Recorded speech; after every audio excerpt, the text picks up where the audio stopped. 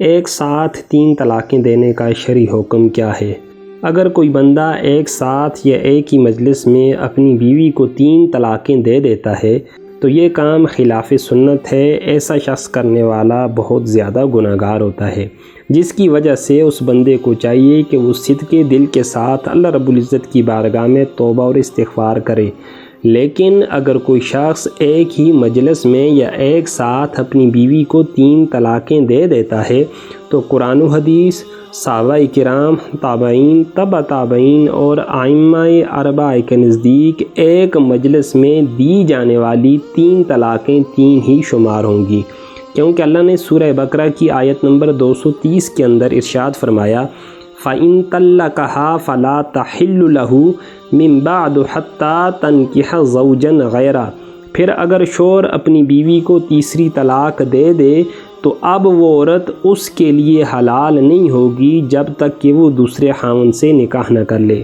امام شافعی رحمۃ اللہ تعالی علیہ اپنی شرافہ کتاب الام کے اندر لکھتے ہیں، قرآن پاک کی یہ آیت اس بات کے اوپر دلالت کرتی ہے کہ جو شخص اپنی بیوی کو ایک ساتھ یا ایک ہی مجلس میں اکٹھی 3 طلاقیں دے دے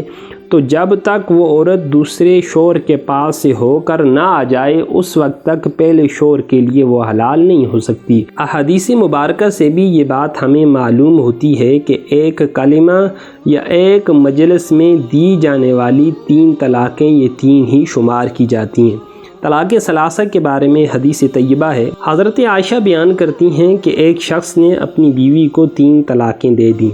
اس عورت نے کہیں اور شادی کر لی تو اس دوسرے شوہر نے بھی بغیر ہم بستری کے اس عورت کو طلاق دے دی۔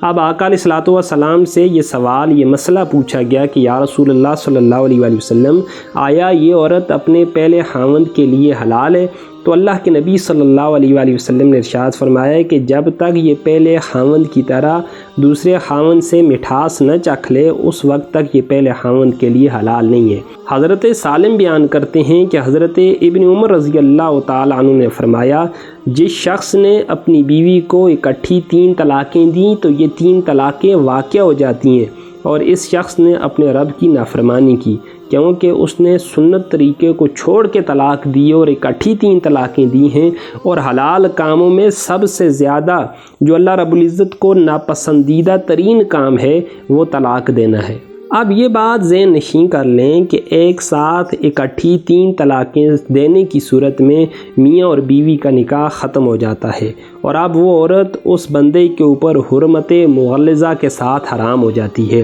اب نہ تو وہ دوبارہ نکاح کر سکتے ہیں اور نہ ہی وہ دوبارہ آپس میں رجوع کر سکتے ہیں۔ اب عدت گزارنے کے بعد یہ عورت آزاد ہے کہ یہ دوسری جگہ نکاح کر سکتی ہے۔ اگر عدت مکمل ہو جانے کے بعد یہ عورت دوسرے خاوند سے نکاح کر لیتی ہے اور وہ خاوند اس کے ساتھ ہم بستری کر لیتا ہے، اب 2 صورتیں ہیں۔ پہلی صورت یہ ہے کہ وہ خاوند کچھ عرصے کے بعد فوت ہو جائے، یا دوسری صورت یہ ہے کہ وہ خاوند اس عورت کو طلاق دے دے۔ تو اس صورت میں اگر یہ اپنے پہلے شوہر کے پاس دوبارہ آنا چاہے تو عدت گزارنے کے بعد شرعی گواہوں کی موجودگی میں نئے حاکم کے ساتھ یہ نکاح کر سکتی ہے۔